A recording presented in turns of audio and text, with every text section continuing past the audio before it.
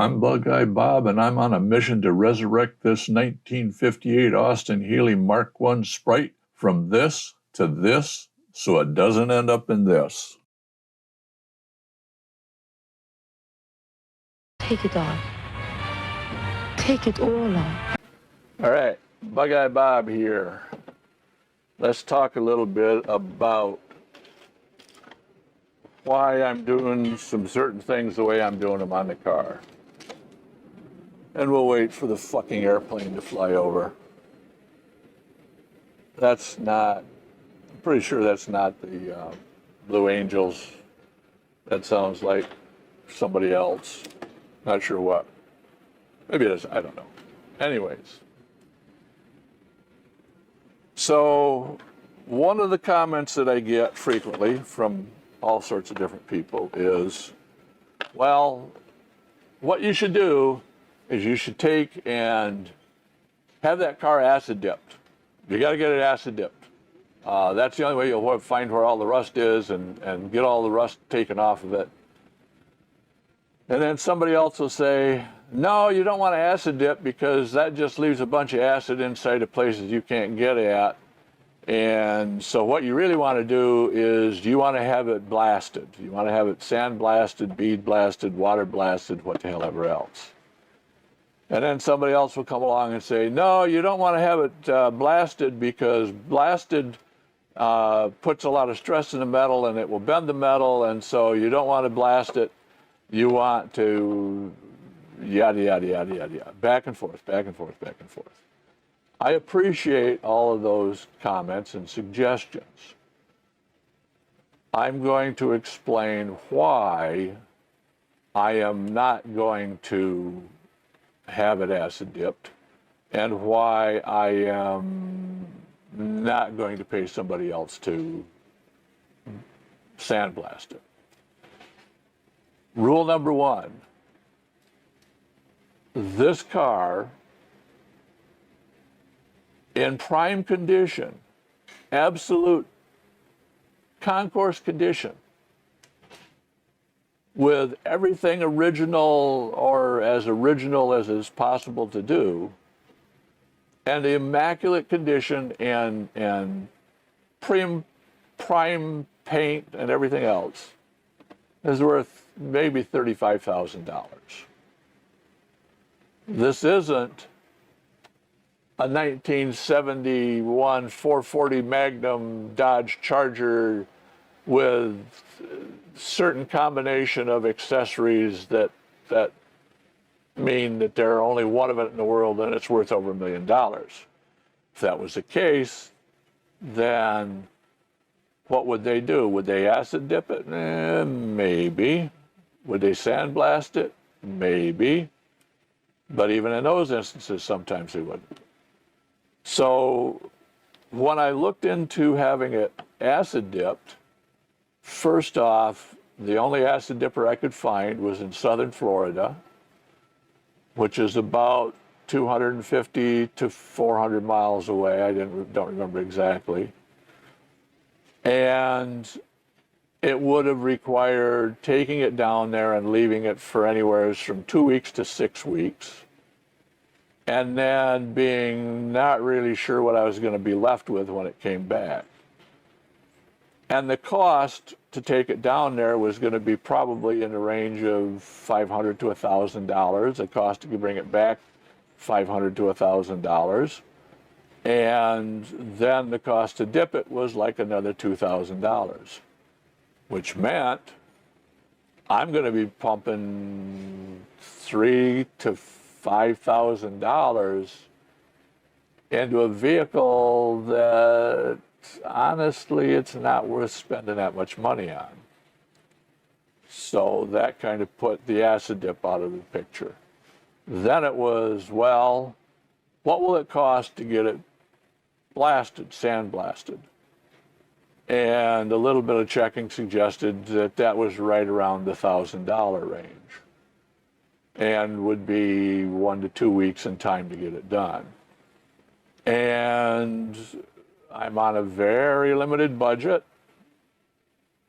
I'm living on my Social Security, which is better than most people's Social Security, but I'm still on a limited budget. So what do I have? I have time. I got time out the ass because I'm retired. So my plan is that I am going to strip it down myself. I've started that process. And the tools that I'm using to do it are primarily for large flat areas, the surface, what the hell do they call this thing? Surface conditioning machine, surface conditioning tool. It has this big honking drum of abrasive on it that it spins around and rips paint and rust off with and throws it back at you because it rotates in this direction and you're standing here, so all this shit gets thrown back at you. But it does a pretty good job of stripping all the crud off. This one happens to be from Harbor Freight. You get a machine that looks virtually identical from Eastwood, from Vevor, from half a dozen other places. Basically, probably all made out of the same damn factory, just possibly with different levels of quality, but maybe not even that, and different levels of, what do you want to call it, perceived value. The next tool that I have are grinders. This one happens to have a 36 grit sanding disc on it, and that does a pretty good job of getting in to edges that surface conditioning tool can't. I have this grinder, which right now I have a steel wire wheel, and I have a big cup wheel, another wire wheel, another coarse small wheel, another fine wheel, and those will get into a little bit tighter areas. Then I have the die grinder with the roll-lock discs. And the roll-lock discs come in the 3-inch size. Once I've worn off the outer edge of them, I take a pair of nasty old aircraft snips that I use only for this purpose, and I cut off the outside edge that's worn down, and then now I have a 2-inch, and I actually have someplace here, right here, I actually have a 1-inch thing. So basically I can take these things and use them at 3 inches, use them at 2 inches, and then get them down and use them at 1 inches. And that gets into a lot more areas. That leaves this tool, which is a Dynafile, which I picked up 40 years ago, 30 years ago, probably sometime in the late 80s, so 35 years ago. But anyways, I went to a auction of a company that made furnishings and stuff for stores, and picked this up for about $25, $30. Came with a built-in oiler, or not a built-in, but an add-on oiler, which is really cool. And this allows you to get in even tighter areas. So on inside corners and things like that, it'll get into a pretty tight area. And that's pretty slick for that, but that's a little bit big. So lo and behold, you can also buy this thing called a 3/8 inch air belt sander. This one came from Home Depot. Not Home Depot, I'm sorry, but Harbor Freight. And it uses these shorter belts. These are the belts for this one. This one uses slightly shorter belts. And to be honest with you, these belts wear out real damn fast. But they're also real damn cheap, so I'm not too worried about it. So I have these flap wheels that I can use in certain areas, probably with a die grinder or a drill or something.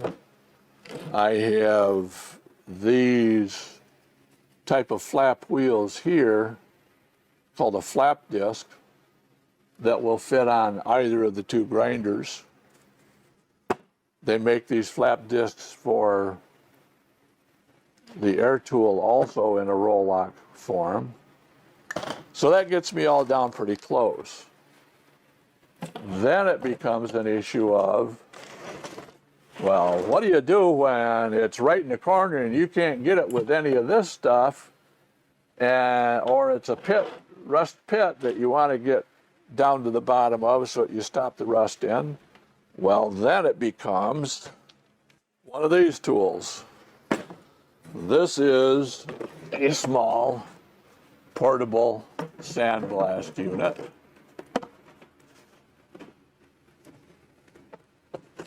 Dump a lot of sand in there, hook an air compressor up to there, and theoretically it'll blow shit out and work good.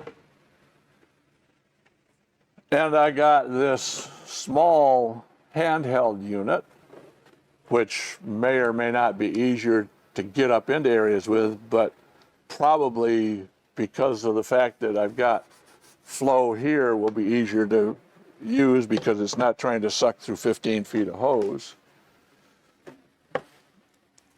And that should allow me to get up even closer.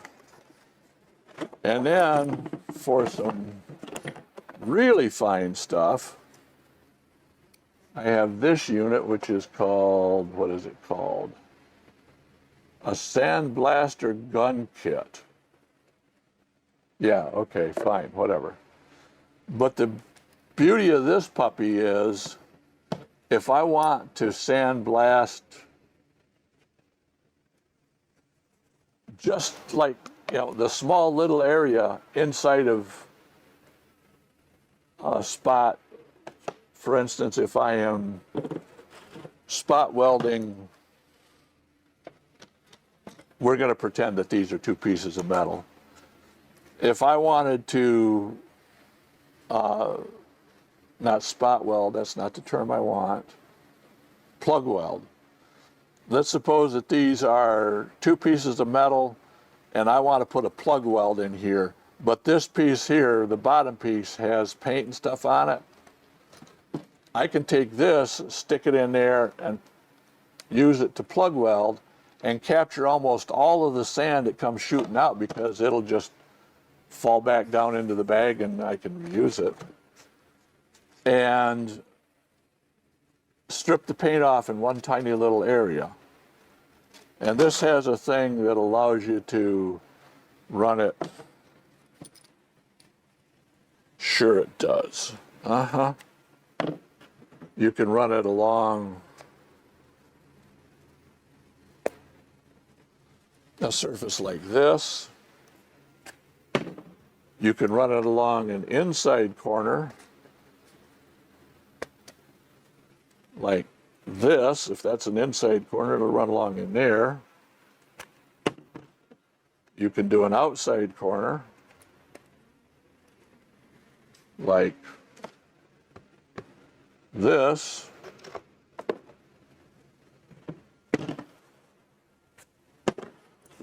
And for whatever reason, it even comes with this fancy little pattern thing that has French curves and holes and squares and triangles and whatever else on it. So you can get kind of precise with that thing. So anyways, that is my plan, is start out with this big machine. Can you see that? Yeah, you can sort of see it. Start out with this big machine, go down to the smaller machines, the grind the wheels and everything, and until I get down to the point where I'm using either my other sandblaster, this, or this to get small tight areas. And that's what I'm doing, and that's why I'm doing it. Is it the right way to do it? There will be lots of people that will panic and go, oh my God, you can't do it that way. Well, I'm sorry, folks, but you do what you got to do. Now, this is a lot, quite frankly, this little grinder, which I didn't discuss, those are all tools that I've had for a long time. These two small sandblast units are new. I used to have one of these things when I moved from Western New York. I got rid of it and wish I really hadn't. But altogether, I'm guessing I got, with the exception of the Dynafile, which would cost you like $550 to replace that damn thing nowadays.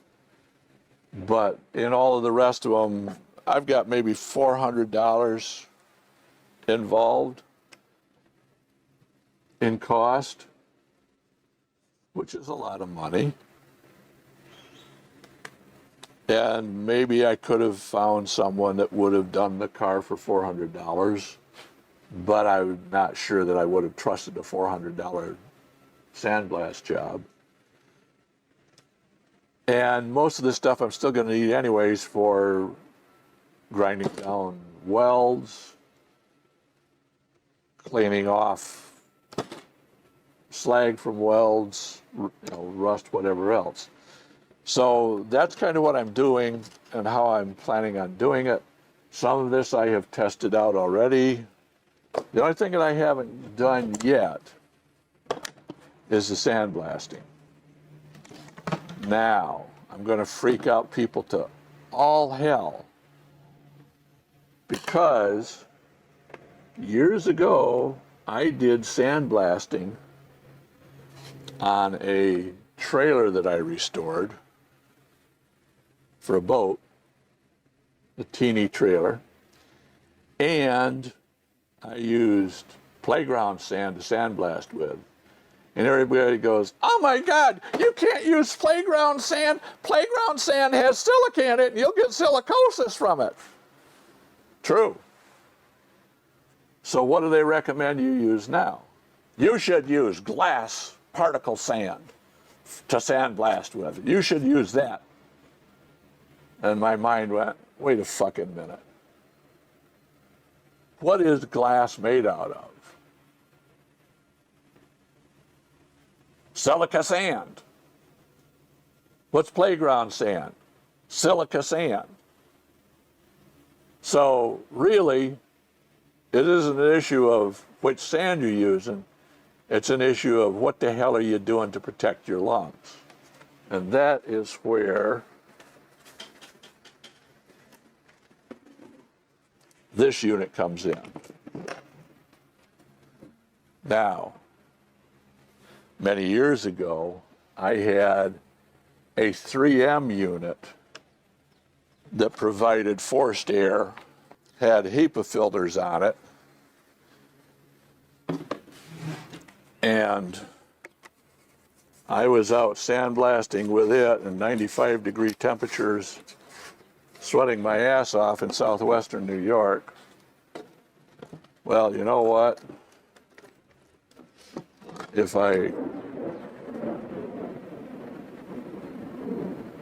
That's the Blue Angels. So now you can hear that this has forced air.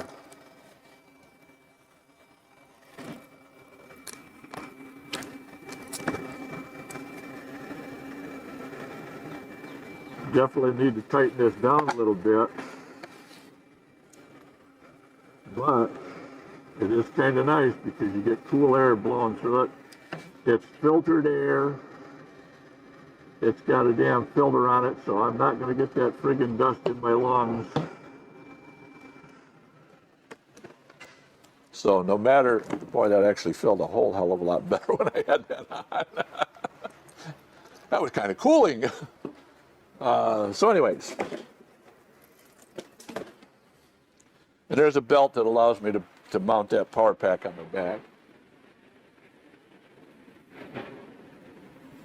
Yep, Blue Angels. All right. So anyways, that's where we're at with stuff. I am going to show you a little bit of using each one of these. I'm not going to go into many hours of it. Mainly because I spent a lot of time talking about all this stuff, and just a little bit of time showing you how I use them I think is good enough.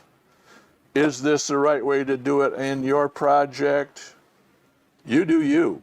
You do what you think is right for you. If you have the money and can afford to have somebody else do a blast job, do a acid dip job. If I was really, really rich, then I would do like one guy did and get a few thousand gallons of evaporust and soak it in evaporust. Because that stuff to me is absolutely awesome for removing rust.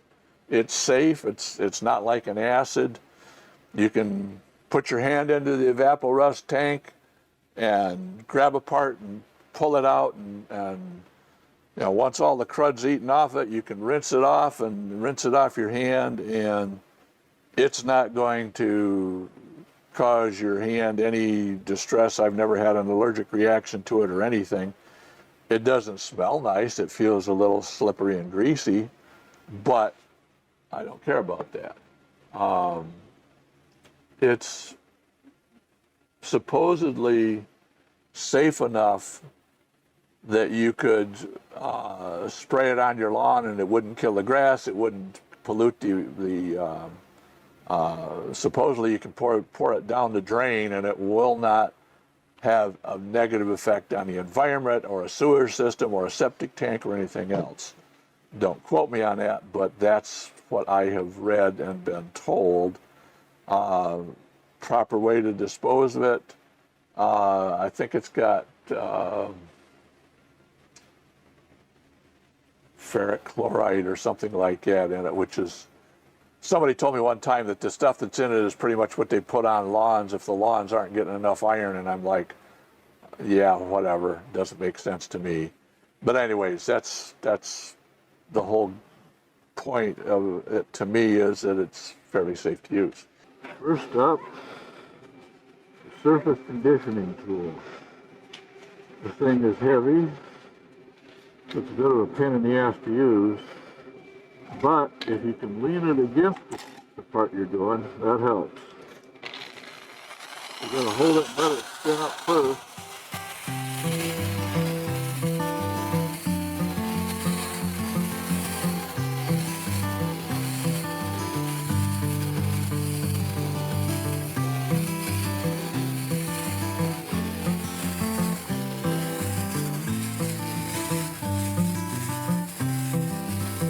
In this dark night, it's too hard for me to say now if the rays of hope shine again someday, and if I might be spared as the tempest starts to swell. At this point, it's just too dark to tell. Was the stars guiding me to God's shores now? Was the devil set me drifting once more? Will these clouds ever lift and the map again reveal this point it's just too dark to tell.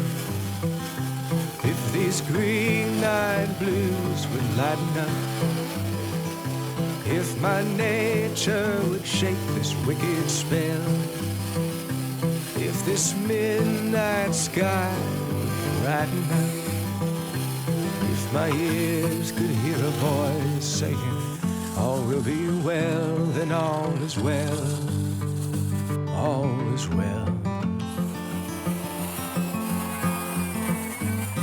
I once was found, now again I'm lost. On merciless waves I am tossed. I would tell you of His grace and how it was I felt. Kind of went a little bit faster. I don't know if you got to see any of it, but you're pretty good in there, except you didn't get into the corner. But some tales are just too dark to tell.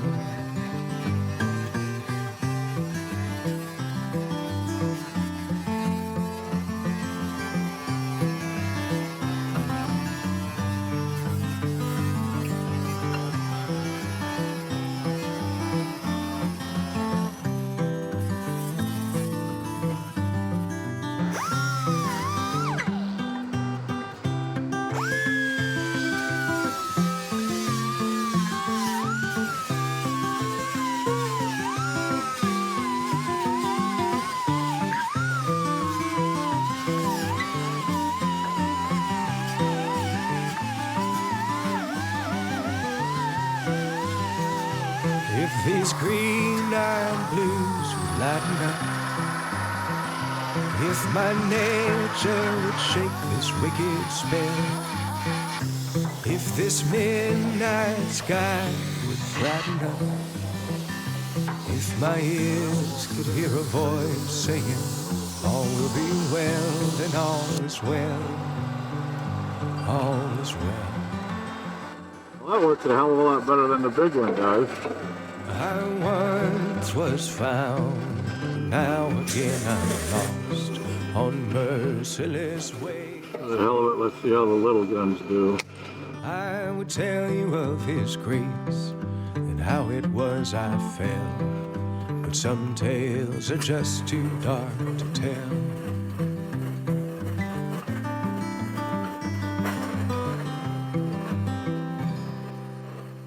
So, here's my analysis. Number one, this is to keep the sand out of my hair and off of my shoulders. This is to keep the dust out of my lungs. I can take this shit off. Undo that. Shut that off. Take that all off. Sweating my ass off right now. Here's what I'd have to say. The big unit, number one, absolutely number one, if you're going to do any sandblasting, unless you're working with one of those little handheld units, you need a hell of a lot more air than 6.2 cubic feet at 90 psi. I'm guessing that would probably work best at like 9 to 15 CFM at 120 psi, but I ain't got that. So I'm going to go on with what I got. I think my next test is going to be, okay, I used playground sand, which was the shit that I used in Western New York working on a trailer.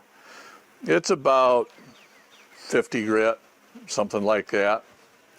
Unfortunately, it's got some stuff in it. I don't know how it got in there, but it's got some grass and other shit in there. I don't think that came that way. I think it's in the process of me doing stuff, because you buy that stuff in a bag and it's got probably 10% water in it, which makes it all clumped together, so you got to let it dry out. This is dried out for 6 months easily. So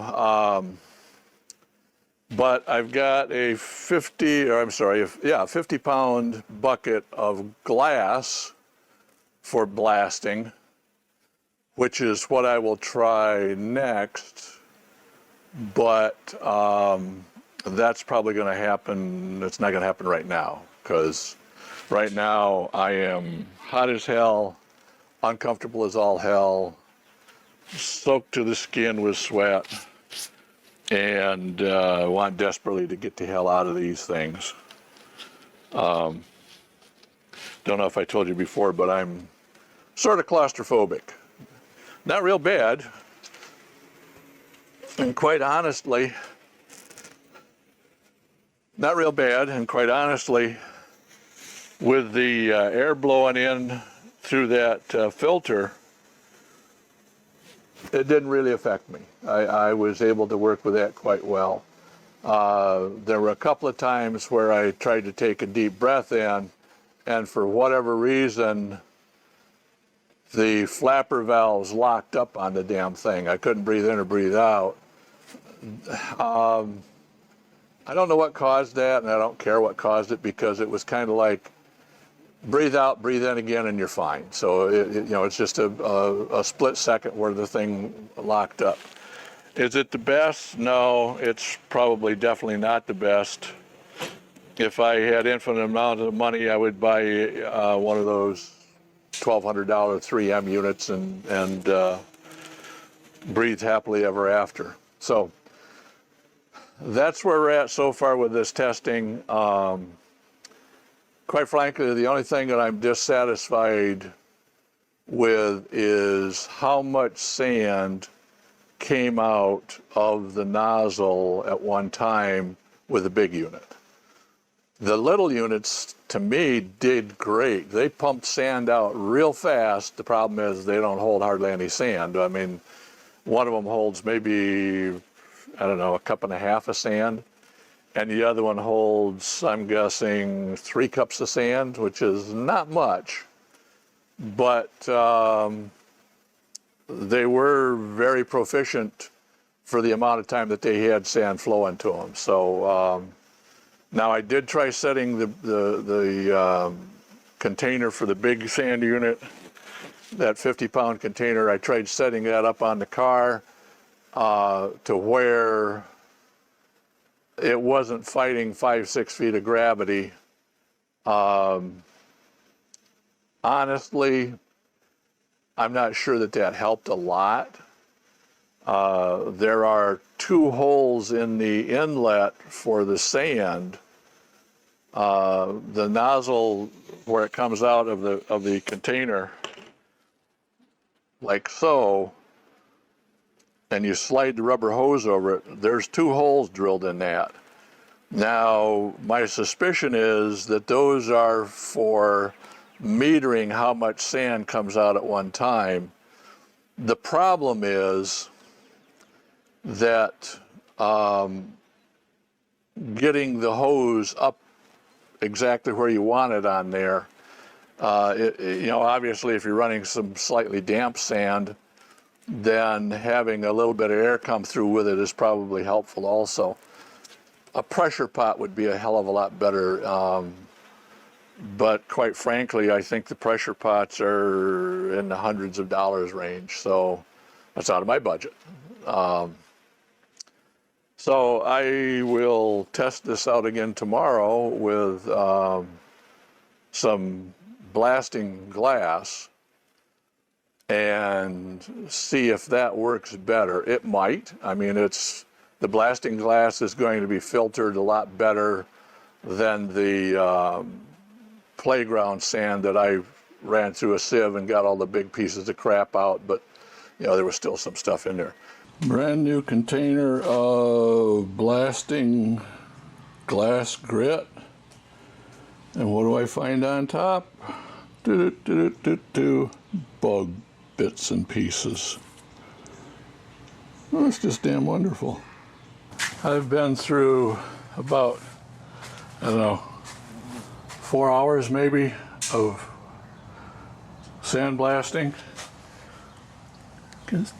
See that I got a lot of spots on the interior of this thing pretty well done.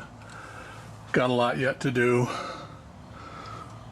I used up 50 pounds of grit, glass grit. I think it's number 50 grit, 50 grit. And geez, I'm hoping that I can sweep that stuff up, sift all the shit out of it, and reuse it, because that's about $75 worth of grit right there. It's incredibly expensive. But it doesn't matter what brand you buy or what grit size you buy, it's all expensive. It used to be you could get a 50-pound bag for about $15 or $20, and now it's just friggin' outrageous. Probably because it's all imported from China or some stupid shit like that. God knows you can't manufacture anything in the U.S. anymore with the laws the way they are. Hopefully we'll get that changed. But anyways, it's coming along. So my opinion on the whole blasting thing is this 50-pound spot blaster does all right as long as you feed it dry air. I use this inline dryer, which helped. Before I put that on, it was really almost impossible. Well, that shit's 80 grit. That's not 50 grit, that's 80 grit glass. No wonder it was such a pain in the ass. All right, so anyways, feed it dry air and keep the sand container and the hose running at about the same level you're blasting at, and it does all right. The absolute champion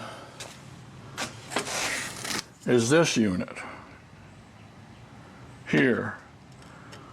That thing worked like a charm, probably because it's a little short feed, and unfortunately that little short feed also means you run out of shit real fast in it.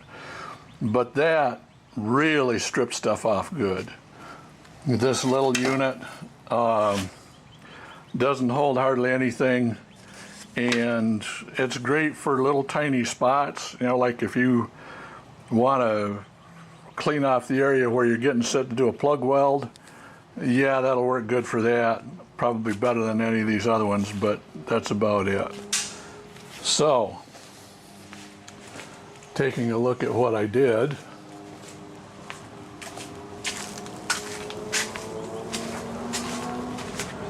You can see I got quite a bit of the interior done. I spent about 4 hours doing all this. I still got some to do up here. On the other side, I've got this up here to do, but these other pieces are good. That piece back there and that piece back there are both going to be replaced, so I'm not going to worry about doing them. I've either got to patch or replace these sides. I think I'd rather patch them than replace them. The inner door sills are being changed out and the outer sills are being changed out, so that's not an issue. All in all, I wish I had 50 grit or 40 grit instead of the 80 grit that I got, because it probably would have gone a lot better. I think it would have flowed better through the gun and would have cut the crud off a lot faster, because the 80 grit would just kind of polish and shit a little bit. All right, so that's it. That's my analysis on everything. Which works better, the sand, the playground sand, or the glass grit? Quite honestly, I think they're both about the same, to be honest with you. I think the playground sand, the problem with the playground sand is there is some large chunks of stuff in it.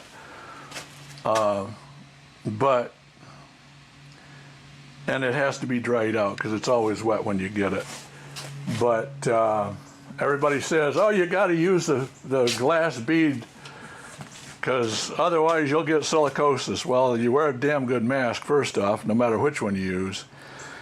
And then go out and take a look at what glass is made out of.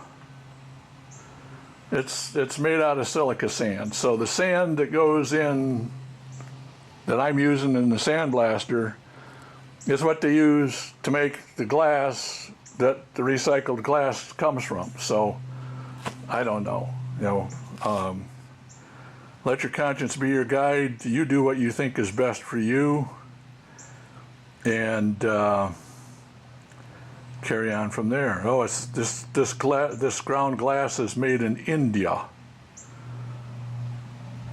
Like we don't have any ground glass here in the U.S. What the fuck? I've thrown millions of, well, not millions, but I've thrown hundreds of pounds of clear glass into the recycle bins, and I'll bet you every damn one of them ended up in just being buried in a landfill instead of being recycled.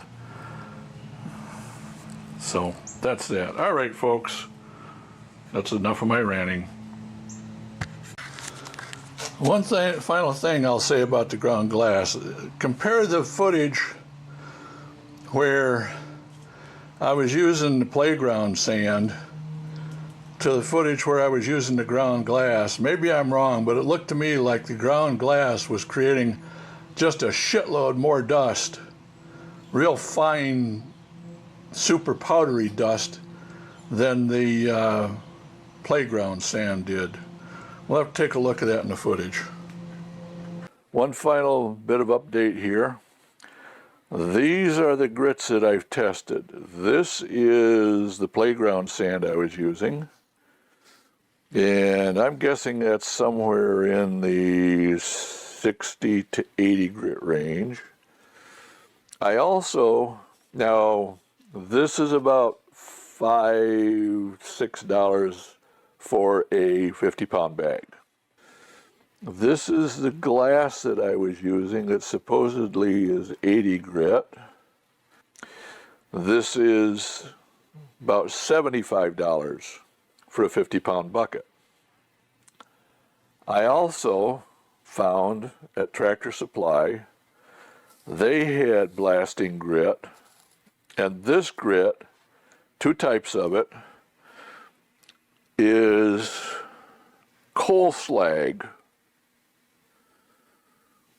The particular stuff I have is by U.S. Minerals. It's called Black Diamond Abrasive Products. This is their fine grit, which to me is extra fine. That is like, 120 to 220.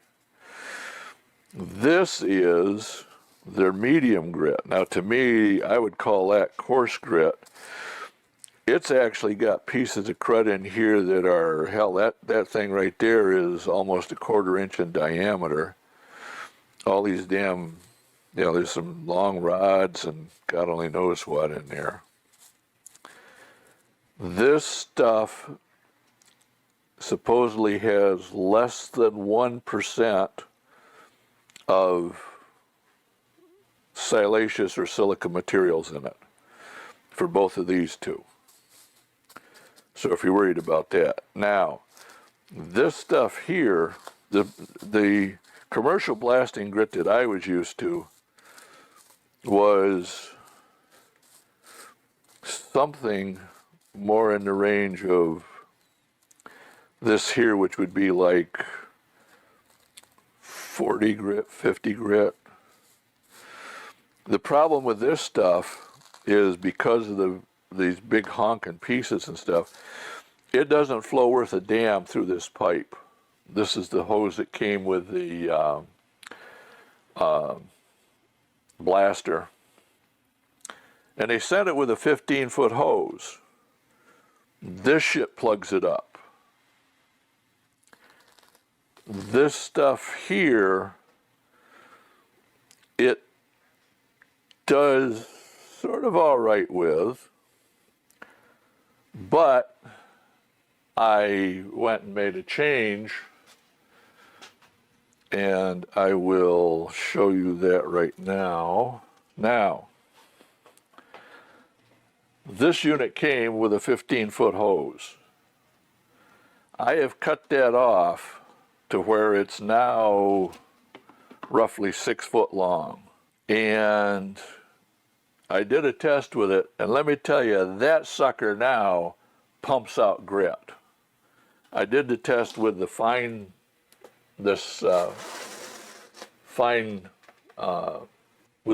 coal grit. What I'd really like is something that's about halfway between this grit and this grit. Now, this coal grit was a little over $15 for a 50-pound bag. And seeing how this is being used in a situation where it's going to end up on a tarp, it's going to have shit in it, and it's basically going to be swept up and thrown away. I'm not paying $75 for 50 pounds, but I'll probably pay, and have paid in fact, $15 a bag or so for this stuff. And this seems to really strip stuff off pretty good. I wish it was a little coarser, because it would probably strip stuff a little better and faster. This is going to end up leaving a kind of a polished surface, and I would really like to have a little bit more tooth to the surface than that. But that's the situation, folks. For my money, this stuff is what I'm going to go with. It's 2 or 3 times the price of the regular sand. I may try the regular sand again if I can find a good screen to get some of these other particles out. Because quite frankly, I think with the hose cut a lot shorter, that regular sand is going to pull through that damn thing just fine. So, and it may even pull through with it slightly wet. So that's the final conclusion that I have on this whole process. 2 more things I did. In the bottom of the tank, on the air compressor, there's a valve, and every now and then you got to let all the water out. Well, I hadn't done that in about ever since I bought that air compressor, so over about 1.5 years. And when I took it outside and popped that valve, about 1.5 gallons or maybe 2 gallons of water came out. Seems like a lot, but remember, I live in Pensacola, so the oceans, or not the ocean, but the Gulf of Mexico is right next door, relatively speaking, so humidity is very high here. The next thing is, I already had this thing that's supposed to help strip crud and water out of the airline. I've had that for 20, 30 years now, and it still works, and it drains some water out. The other thing I did was add this unit, which is a combination of a thing that's supposed to pull the crud out and a dryer, and this dryer has desiccant gel in it. And it starts out blue and it turns a purple or pinkish color as it is used up. Now, this unit here, you can buy one that's virtually identical to this from DeWalt. You have to add on these connectors each side. But you can buy that from DeWalt for about $180. Or you can go to Harbor Freight and buy this unit, which is virtually identical to the one that says DeWalt on it.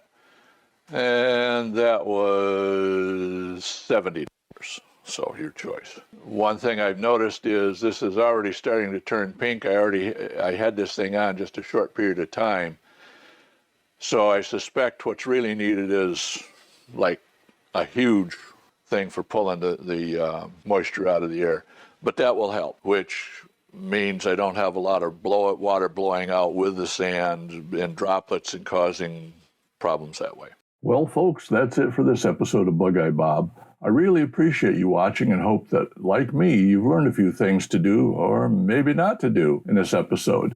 Please like and comment on this video as it encourages YouTube to share it with others and helps grow the channel. Make sure you subscribe and click the bell to get notified when new videos are released. If you'd like to support this channel and save Lazarus from the recycle furnace, you can now make a one-time or recurring donation through PayPal. You can also support this restoration project by becoming a member at patreon.com/BugeyeBob. Patreon members get early access to the videos and in the future will enjoy question and answer sessions and live streams. As this channel grows, future Patreon member benefits will include bonus or extended videos, member names in the credits, and the ability to suggest topics for future videos. You can follow this BugeyeBob restoration on YouTube and Facebook. You'll find the links in the description below for PayPal, Patreon, YouTube, and Facebook. Once again, thank you for liking, commenting, subscribing, and supporting this channel.